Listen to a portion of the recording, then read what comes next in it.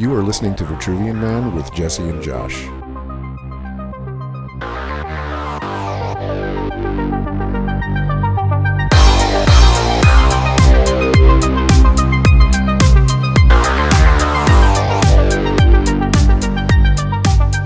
Welcome to the podcast. Josh, I have big news. What you got? It's kind of gargantuan, maybe. Yeah. We have an email address. Fucking solid. Dude. Dun dun dun. We have an email address. So now every podcast has an email address, but we really want to encourage you guys to send questions or suggestions and even revisions. If you've got like fact checking, you listen, you go, oh no, that's wrong. Please let us know. What do you think? Absolutely. We want to know what we've done wrong, what we've done right, and always, as 4chan likes to say, send nudes.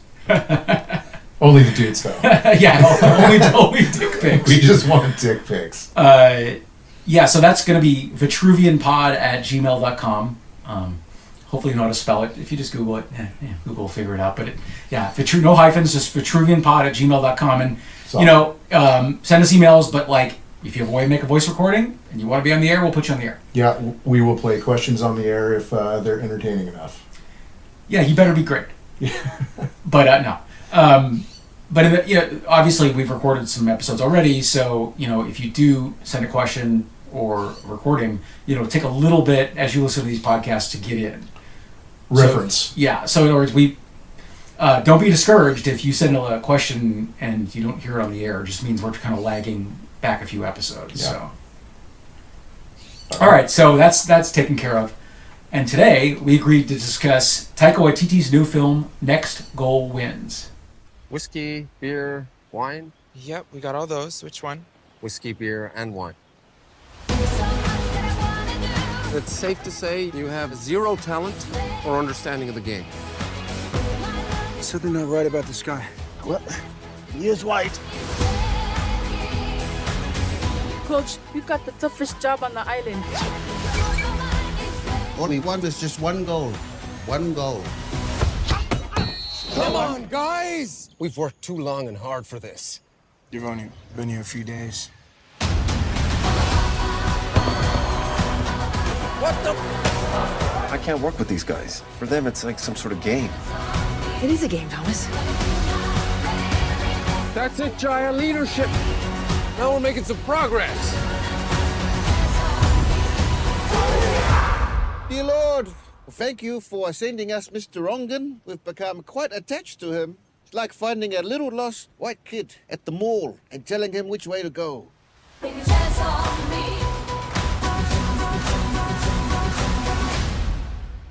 All right, so Jesse, tell me what made you pick this movie? Well, we talked about seeing a film that could be somewhat related to the show, right? Like, deals with men and women, or deals with relationships, or deals with gender things. And I had a list. Oh boy, it was that list.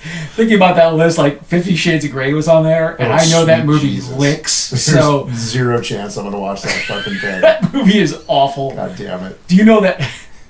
So Jamie Dornan, apparently the actor in that film, real quick, he went with to a person's house who was into BDSM, so as a consultant, and the consultant was going to show Jamie Dornan a bit of stuff.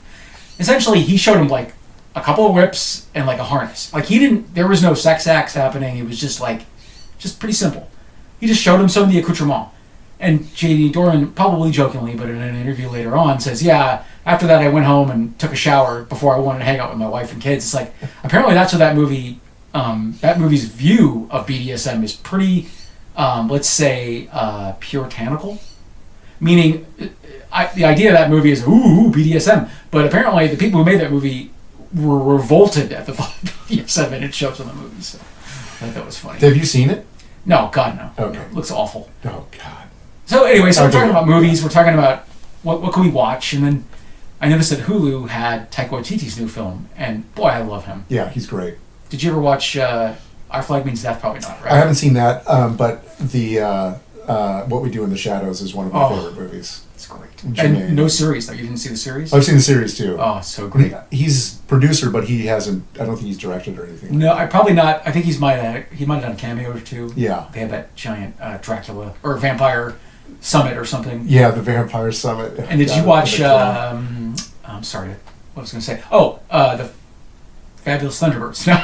The Flight of the Conchords. Oh yeah, is he involved with that? Oh yeah, so he directed one or two of them, and Rhys Darby and those guys kind of, I think, all know each other. I guess a little bit, but he had a bit of a hand in that as well. Yeah, because Jermaine and Brett, they're and well, speaking of the Rhys next Darby, goal, he's in that, but also Murray. Yeah, Rhys Darby is brilliant. Is that Rhys Darby? So Rhys Darby, right, is a cameo in this film. Okay. And he's amazing in Fly the Conchords. And, and if you love him, you're going to love Our Flag Means Death. Oh, God. Because he is wonderful in that. We're werewolves, not swearwolves. That's fucking line. Oh, okay. He is. Oh, he's so the best, Rhys Darby. Of course, he's only a few seconds in this film. This is a really formulaic sports film. And it's like Bad News Bears. Yeah, and I'm not saying I'm against sports films, but I'm not really that into sports culture and sports fans. Right. So I'm not always excited to see a sports movie. What about you? Not at all.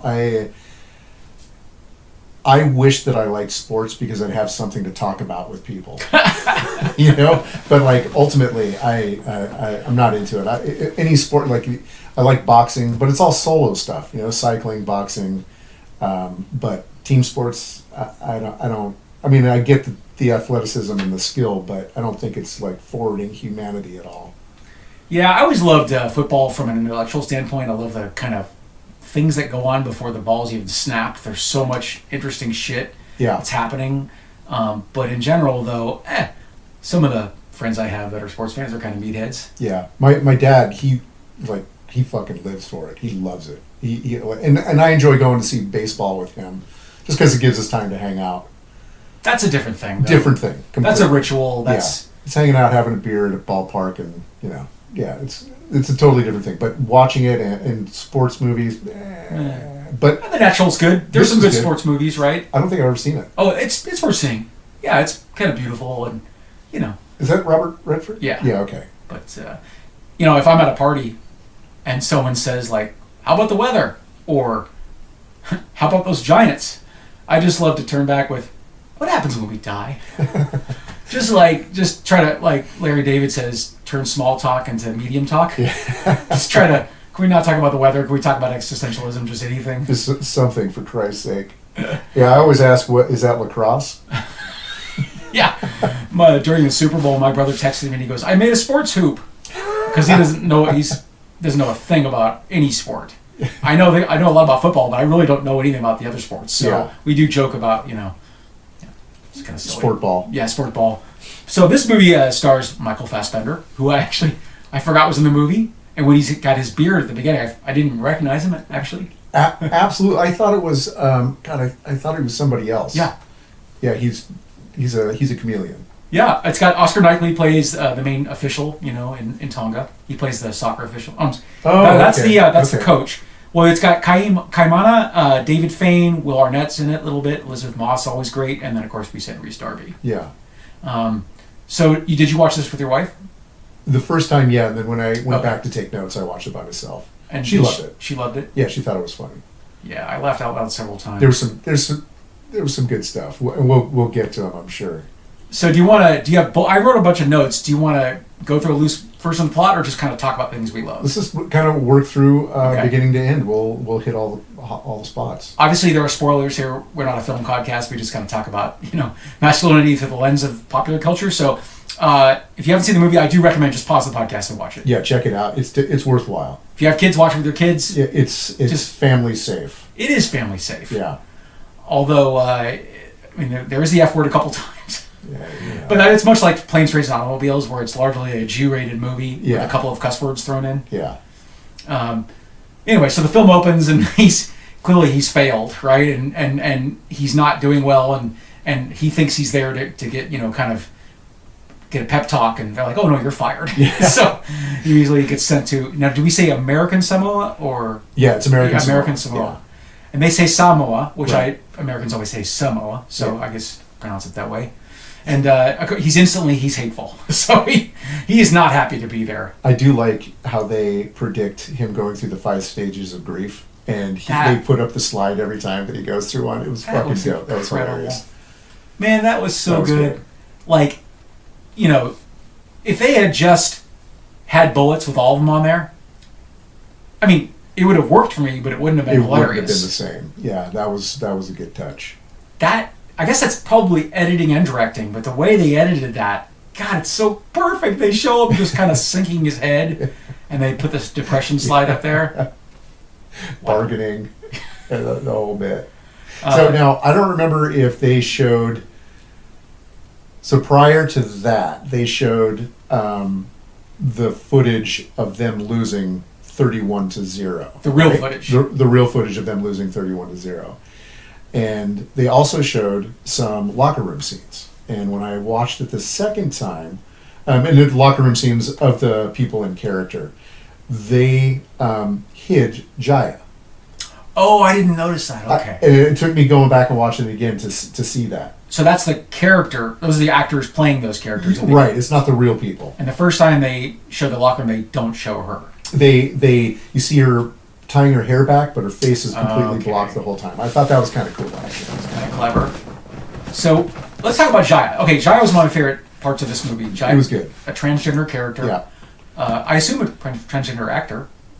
I don't. Yeah, I would imagine. Yeah. And we talked about how if you watch a lot of television and film, a lot of producers and directors are kind of shoehorning in people of color and transgender people and queer people kind of as a device. Let's cover our bases and put a trans person. Right. But it was essential to her character. Like, it was essential to that part. It was essential to the story. It was, and also incredibly well acted and written, too. Absolutely. Everybody in there did a great job. And it was, a real tribute to the Fa'afafine culture in Samoa. Did you do a little research on Fa'afafine? Well, just because, humble brag. I've been to Samoa, and when we were there, it was like we learned about that. And cool. That it was very much part of the culture. And like they said in the movie,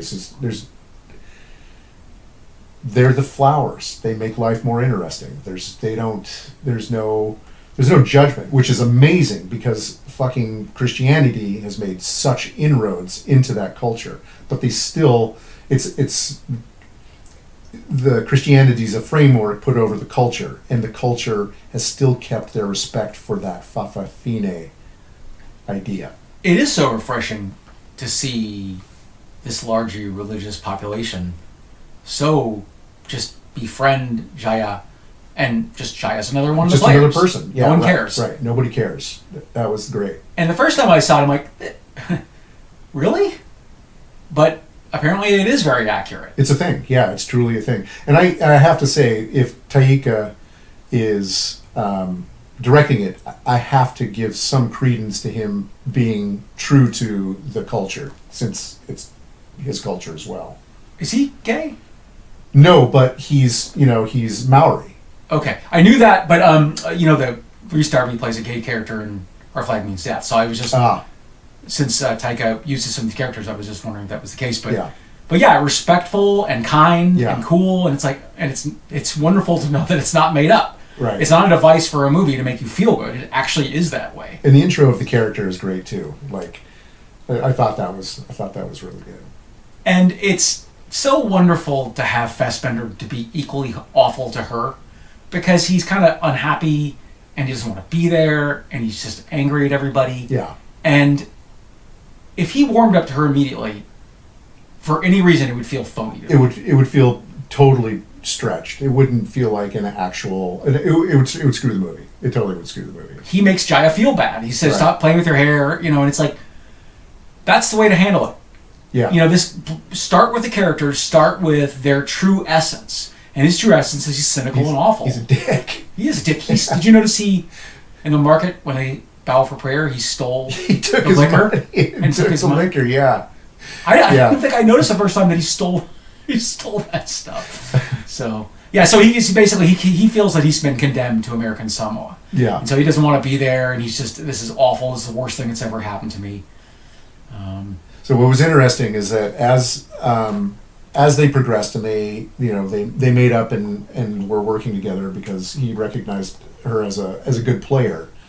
I fucking was like, are they setting this up for them to get together? Like the way that they played it, I was like because that would screw the pooch too. That wouldn't be any good. But there was a point in the final game where he accidentally called her by his daughter's name. Oh, I didn't miss that. And what I realized at that point is that he wasn't falling in love with her. He was recognizing his daughter in her. Wow. And I thought that was a really nice touch. And I think that most people probably wouldn't catch that on the first viewing. So I didn't catch that last night on my reviewing, but I think I caught it the first time. But you're right, that's a great moment. Yeah. And I always say too, like, I know people like romantic comedies and like romance movies, but I'm seen it a billion times. I'm so fucking bored with that. It doesn't need to happen. And friendships are an interesting thing. Yeah. And that he's friends with her is excellent. You've seen Poor Things. I loved Poor Things. You know, the fact that Willem Dafoe isn't trying to fuck his Frankenstein is a relief. It is a relief. You know? Yeah. It really is. It's like, yeah, so you're right. I think they would have really blown it if he tried to make a pass at her, or... They would have been... Because they were getting really close. Yeah. Because they were tight-in shots. Like, they were kind of... Intimate. Let's say it was very intimate. Yeah. But, and then when I saw that, I was like, okay, that makes a lot more sense. It makes me feel a little more comfortable with the whole thing.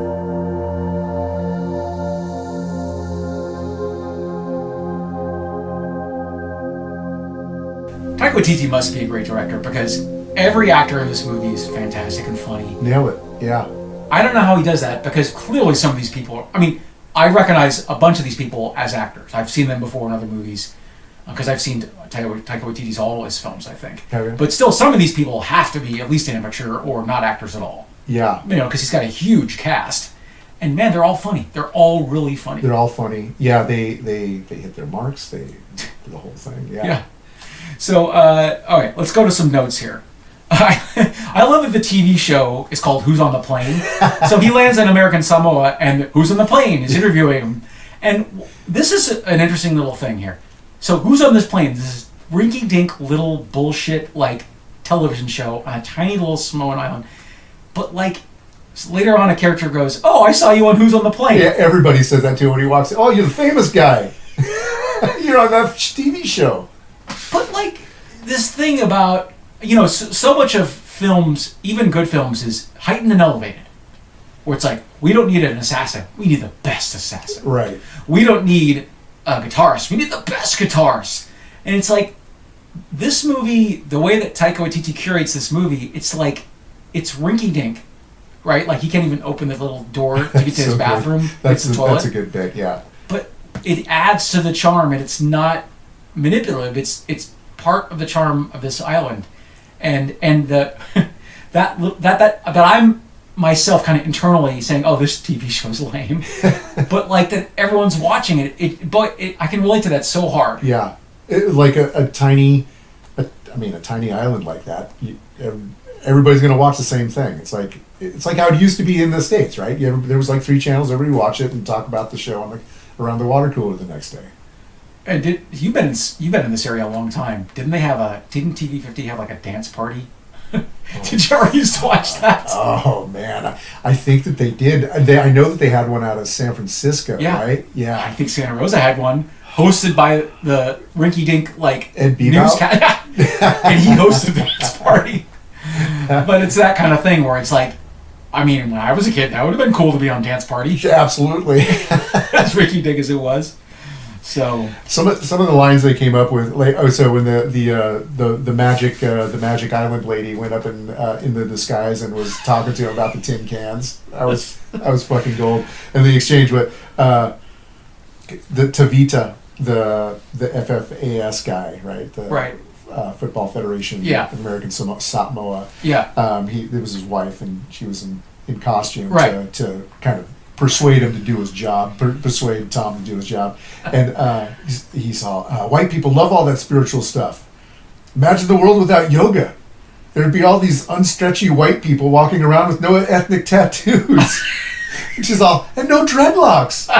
exactly. They need us. That was a good bit. That was funny. They also said that Michael Fassbender's coach was like a lost white boy he ran to the mall. That was so funny. I had that written down too. That was so good. Rob busted out on that one. Oh man, just so many just silly things and genuine laughs in this movie. Yeah, it was true feel good movie. I do think too that like if something is sincerely sweet, and this movie is sincerely sweet, Truly. it's not an easy. It's kind of a magic trick. I agree. Yeah. Because quaint, simple, silly, kind of pull at your heartstrings. Yeah. That can feel really phony and cynical. Right. It takes a lot of movies. It takes effort and skill to make it actually that way instead of just sappy crap, which so much is. I mean, really, there's so much out there that sucks. And it's all, and you know, the moment you start watching it, it's fucking awful. And it's, you know, if you're watching a movie, and this will happen in a lot of movies, the first 30 seconds, there's this plucky music. Oh, yeah. And it's like, oh, fuck it. No, I've actually turned a movie off 30 seconds into it because of the music. My problem, essentially, is that if I start a movie, I have to fucking finish it. Really? I've only stopped, I think, maybe 2 or 3 movies. Interesting. One of them was, and I love me some Dolly Parton, but it was like some fucking Dolly Parton Christmas movie. I was like, oh, fuck no. Man, I am not watching this. Rob's like, even Rob, she was like, yeah, okay, we don't have to watch this. Now, okay. Another one was with J-Lo, One Nightmare with Her. Oh, fuck, it was bad. And you wrote it all the way through? No, I couldn't do it. That was one of the ones okay. that I stopped. So, no, wait a second. How often does this happen where you're hating a movie and you keep watching it? I mean, I try to pick the movies right, but because of just the deluge of fucking movies that are out there, you can't nail them all the time. Yeah. So, you know, I mean, 10% of the time, I should probably stop a fucking movie. Have you ever watched a movie, you thought, that was kind of overrated, and then watched that director's second or third film, hated it, and like hated the first movie even more after that? Okay, example. I wasn't a big fan of Napoleon Dynamite. That was a huge crossover hit. No, you weren't. It was kind of like junky Wes Anderson, right? Kind of curated and really kind of fanatical. I appreciated kind of the art that went in that movie. Yeah. I just didn't laugh very much, and people said, it's so funny. But then by the time I got to Gentlemen Broncos, I fucking hated that movie, and I started to hate the other movies more because his actors are always super odd looking, and it gets kind of ridiculous at a certain point. You know? So are his other movies as clean as Napoleon Dynamite? Clean as in, you mean not cuss words? Yeah. So I haven't seen Nacho Libre. That's one of his films with Jack Black. That's him too? Yeah, and then Gentlemen Broncos. Okay. Oh, you saw it? I saw it. It was all right. I love Jack Black. I love Jack Black too. For Jack Black, it was not a good movie, but I thought that it was fine. Okay. I'm not saying I hated Napoleon Dynamite. I guess if you watched Gentlemen Broncos, I'd be interested to see what you think about it. And I haven't seen that one. I got really angry at that movie. So okay, back to the movie. So did you notice there are 2 Matrix references in next? Yeah. She who did she like? That make me sound like the lady from the Matrix, the old lady from the Matrix. She's not the prophet. She's the Oracle. The Oracle, right? That's so great. That was a good one. And then one was during the game too, right? And there's a Predator reference. Yeah, and Miyagi. Oh, yeah, that's right.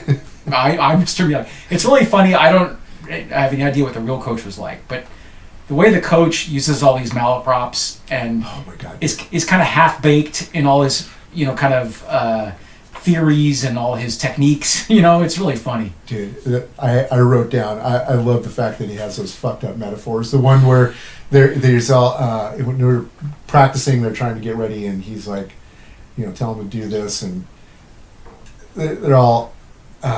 Guy's all, you've only been here for 3 days. He's all, Rome was built in a day.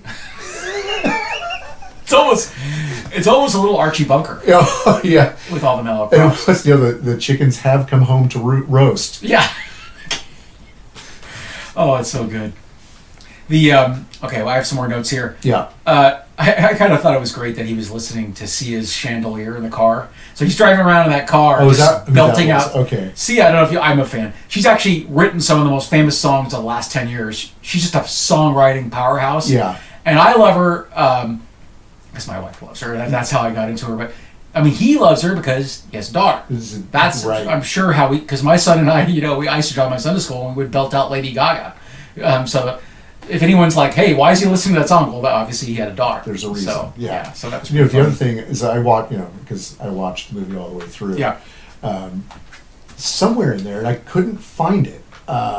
They play a song from Hedwig. Oh, in the Angry Inch? Yeah. It's listed in the credits at the very end. You don't remember? I don't remember. I couldn't find it. I don't know where it's at. I might have to go back and find it at some point, and I'll let you know. But like that, I was like, because I fucking love Hedwig. Cool. I hate musicals, but I love Hedwig. Like that's a great movie. Musicals are a crime. They're horrible. They're awful. Like why sing it when you can say it? Fucking I saw Rock of Ages in the theater, and that was actually fun because it was all that kind of crappy '80s hair metal. Sure. And I said to I took my mom, and I said, I don't think I've ever been to a musical where I knew every song.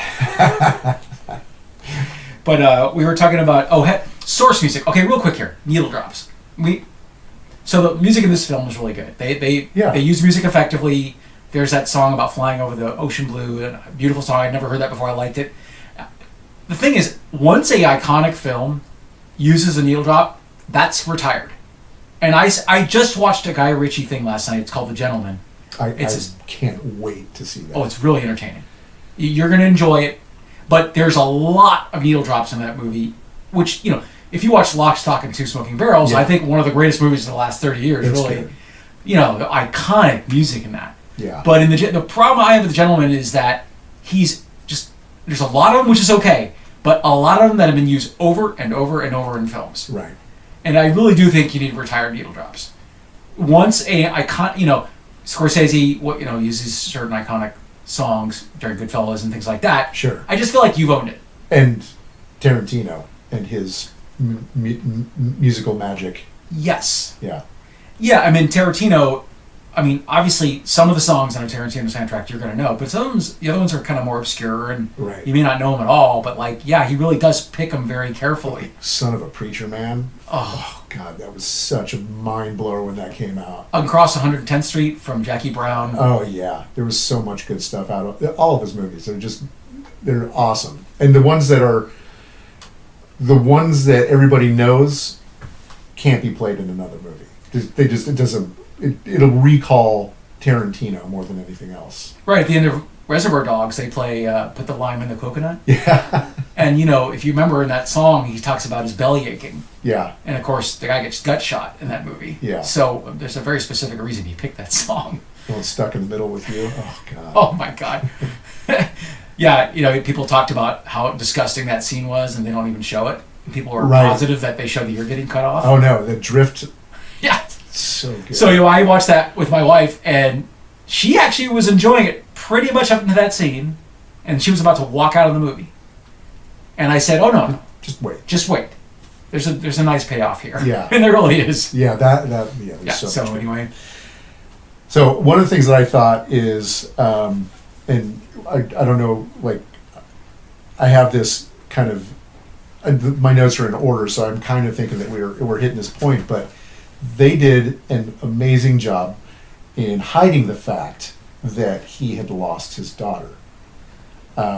You didn't get that because they were playing the messages as if he was getting them currently, and it wasn't as if he was listening to old messages that he'd had saved. So you really don't know that he lost his daughter until the reveal in the midway point of that final game. Yeah, I think a lesser movie exploits that very early.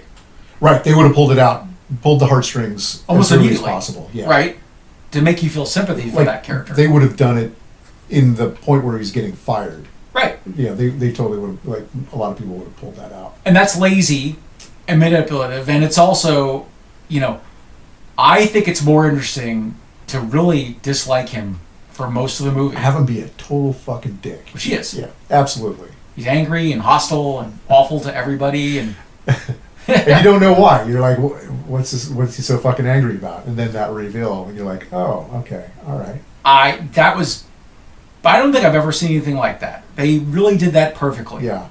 Yeah, that was very clever. I guess that's Taika Waititi. I don't know who came up with that idea, but the way they rolled that out, wow. Dynamite.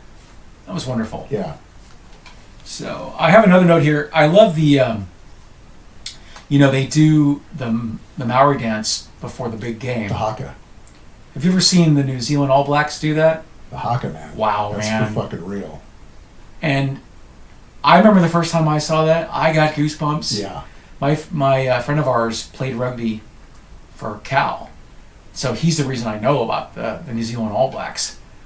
That was the most intimidating thing I've ever seen. Now, of course, the celebration is not really as far as I understand, it's not really a war dance. It's a celebration.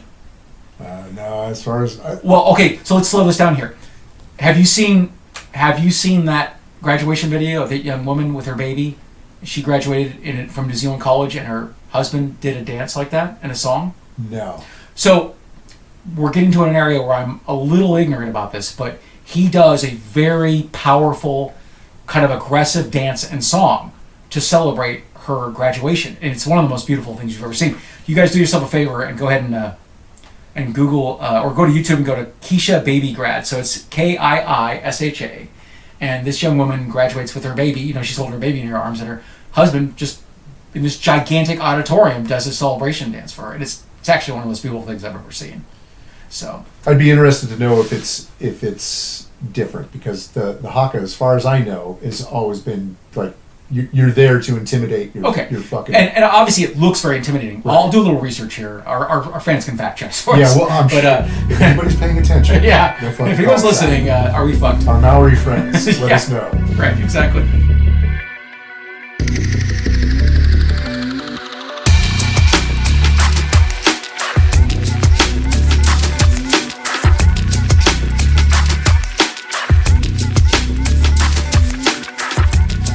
All right, so let's go some more notes here.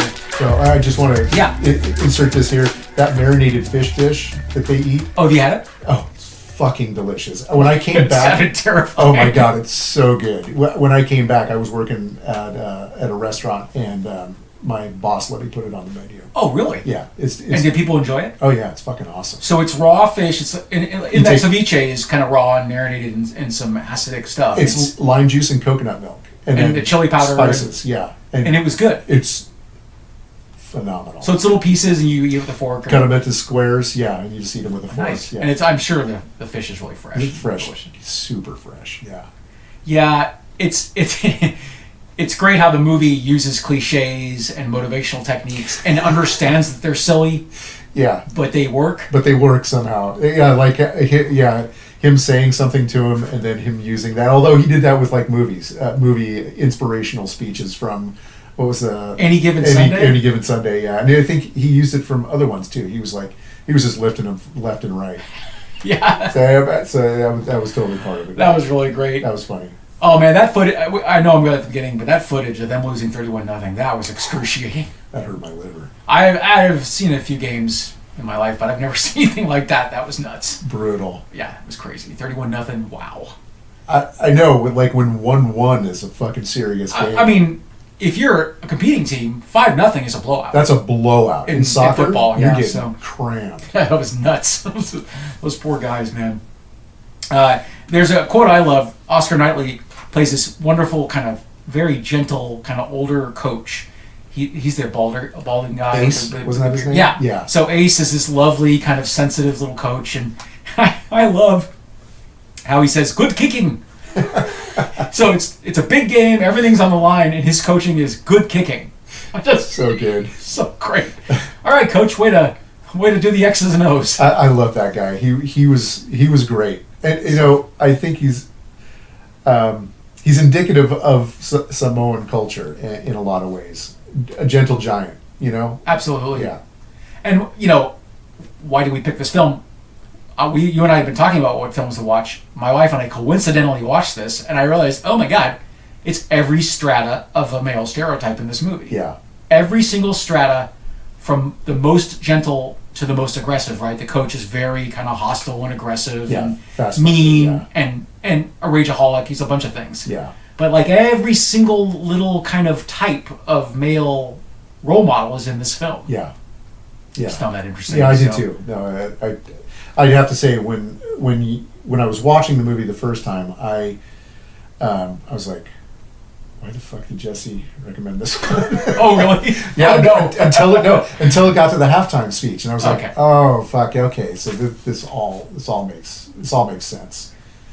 Yeah, I think if a person's cynical, they could watch this movie and see all the cliches and kind of dismiss it. Right. I think Taika Waititi's, he's made a very digestible film. Yeah. But as we mentioned before we started recording, that he is doing some very heavy subject matter, right? His daughter dies, and there's a lot of things happening in the film that are pretty heavy, but he's done a good job of lightening it up for the audience. Yeah. Making it digestible. Especially like you get that intro and the Easter egg at the end with Taika in the priest's outfit, right, doing his thing. The intro and we'll talk about the Easter egg at the.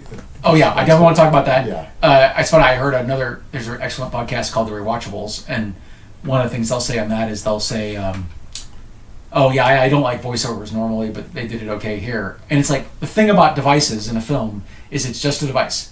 For example, I loved Poor Things. I did not like the fisheye lens camera. I didn't think it added anything to the movie. I loved the way the movie looked, and to quote another reviewer, I didn't see a rhyme or reason for it, and I didn't understand why it was being used when it was being used. It's not like they show Bella's, first person point of view, and that's always her.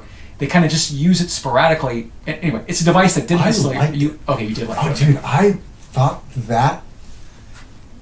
that's a movie we should do. Okay, let's do it then. Because I thought pretty much everything about that movie was amazing, and I love the camera work, and I love the fact that they'd use the lenses for no reason in particular, but it would give a feeling to the scene that you couldn't get with a different lens. And those scenes when she comes back from her sojourn, her Milan to Minsk run, and she's walking with her fiance, and they're kind of working things out, and that depth of focus is so fucking tight. Yeah. It's amazing. Yeah. And then the bokeh that you get in the background, everything's just balls. Yeah. Yeah, we should definitely do we'll just cover it. We both loved it. That was so good. And they do talk a lot about important issues about gender. And masculinity and not giving into gender roles. And predatory males, right? There's all kinds of shit in there we could talk about. Oh, so we'll cover it. We'll just do it because we both loved it. That's such a good fucking movie.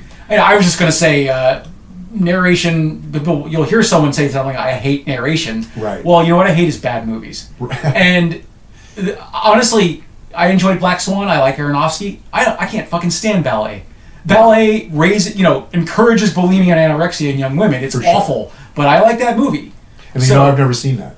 It's a very interesting film. Obviously, a lot of years have passed. I'd be interested to see what you think about it.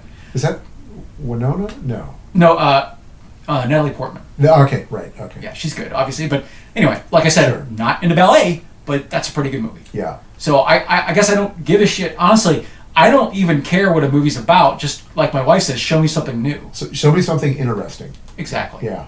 And this, I think, is done in an interesting way. Very cliche movie, right? Been done totally 100 times in a big Hollywood film. The feel-good sports comeback movie. I did like near the end how the one guy gets sunstroke and his son has to describe to him what happened. I thought that was not good. Showing the final minutes of the big game was a way to avoid a cliche, I think. Yeah. Because they show some flashbacks, but really it's the son describing to his father about it. So did you notice the guy in the back with the fucking knife? No, what was he doing? He was stabbed. Like, there was a guy in the back drinking a beer while the guy's laid out after having the heat stroke, and his son's describing this whole thing. In the back is some dude holding a beer with a butterfly knife stuck in his ribs. So is that meant to contrast the sunstroke's not that big of a deal? This guy got stabbed? I didn't even notice that. It's hilarious. So now I gotta go back and watch that. That's really funny. It's hilarious. I was like, what the fuck is a dude with a knife sticking out of him doing?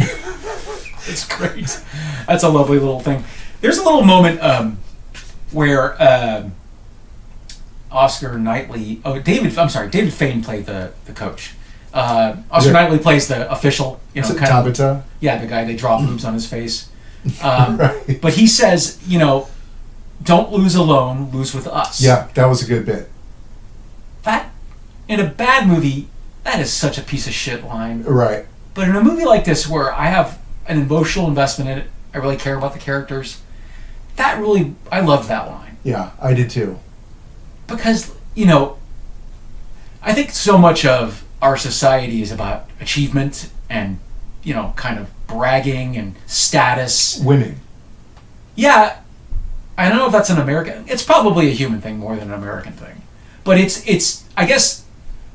I don't know, that really... I love that. I just thought that was such a lovely thing to say. And, I don't know, you know, to me, the word failure is interesting. Because, you know, you and I, throughout our lives, have had a few ventures. We've had a few things that didn't work out, you know, maybe just ideas that we have. Honestly, swear to God, I was going to design t-shirts. About 20 years ago, I designed my own line of t-shirts because I was into them. Yeah. It didn't work out. I couldn't get anyone to buy my designs. But again, what I always say to young people when I talk to them at the college I work, no one ever gets to the end of their life and goes, man, I wish I hadn't tried that one thing. Right? Because regret is something where it's like you didn't try it. You didn't go down that avenue. Right. So I don't know. I think the word failure is actually almost ridiculous. If you try something and you don't get the result you wanted, have you failed? Well, what was the journey like? Right. You know, if you come in, you know, 5th place at something, I mean, the practice it took to get there, and I know number one is all that matters to some people. Yeah. But how can that be a failure when you did your best and you worked hard at it, and I don't know, be proud of it. Yeah. You know? So. Yeah, and you know the A-types would say, you know, that's the song of the loser. You know, enjoy the journey. Don't worry about the end of it. But that, you know, and I totally believe that. Enjoy the journey. You need to. The journey is the destination, and that's cliche, but I think it rings true. Josh, we are going to be America's greatest podcast. Oh, Jesus Christ! We are going to win all the podcast awards. We will be hoisting the golden trophy above our heads 2 years from now. The golden microphone. Jesus Christ. There is a podcast awards, but... I don't want to have anything to fucking do with it. Hell no. No. I'd like to meet some of the people I listen to, but that's Sure. it. That's all I care about is Yeah. meeting some of those people. So, all right, you have any other notes? Let's see. So, I mean, prior to him storming out, Fassbender storming out, and then Tabitha coming and chasing him down and saying that to him, Samson, you know, was like, you're stressing us out, and that's making us not being able to function at our highest level. And I can't remember who said it, but somebody said, no, we're not feeling it. And Tom, the coach, goes on a fucking rant about, you're not feeling it, like this whole fucking thing. And then Tabitha says, feeling isn't very important to us. I thought that was a very good line. It was an important line. I think that kind of changed everything in a way. Because at that point, he stormed off. Tabitha went after him, said, you know, come on, if you want to be a coach, coach us. Show us who you are.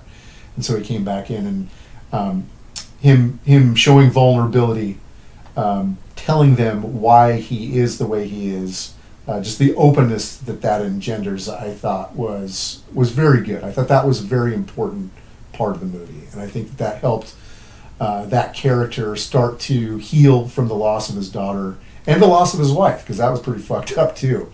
Like that whole scene with Elizabeth Moss and Will Arnett, like, you know, hugging, and him like looking up there and going, you know what?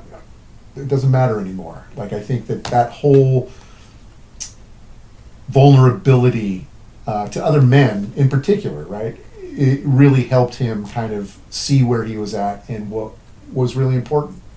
Yeah, and you're right. That one moment was lovely and earned. Yeah. You know, a lesser film again would just be clodhoppers all over it. Yeah. You know, you can see these coming from a mile away, and you don't give a shit because you're not invested in any of the characters. Right. Did you have do you have a favorite character? I mean, I loved almost all the characters, but I think Jaya was my kind of breakthrough character that I just thought was fantastic and really just played her part well. Did you have someone that you just was your favorite, or? I'd have to say Jaya. Tabitha was good. He was great. I liked Ace. Ace was wonderful. Those, I think, were the big three. Yeah. And then some of the peripheral characters I liked. Tabitha's son. Yeah. He's like, do we really need another white savior? That was funny watching Dune, loving it and and simultaneously going, why are we making another movie about a white savior? Like, this was a thing in the 80s and the 70s and the 60s. But Dune. Oh, I mean, dude. Want to go see it again? Because I will absolutely. Yeah, let's go. See that again. Yeah, Dune 2. We just saw Dune 2, not together, but man, was that great. That was awesome. I loved it. Sorry, keep on task here. Let's get some more notes here. I'm trying to think. I think I've got all my notes covered for the body of the movie. Okay. I have my notes on the Easter egg. Oh yeah, let's talk about that. Let's talk about that. So the Easter egg. Watch all the way through. It's worth it. The Easter egg is good. Taika is giving his epilogue speech after he did the prologue in the beginning as a priest. Right. And he says, I couldn't write down exactly what it was, but something. It was like, miracles happen. You just have to have a whole lot of faith. And he turns around and tries to walk on water and sinks immediately. And that fucking brought just warmth to my atheist heart, dude. I was like, that's fucking, that's gold. That's good stuff. Yeah. I mean, it was reverent. I mean, it was a respectful thing to say, but of course, people can't walk on water. But there's a thing. It's gravity. Called, physics. Doesn't work. That was great. Do you have anything else?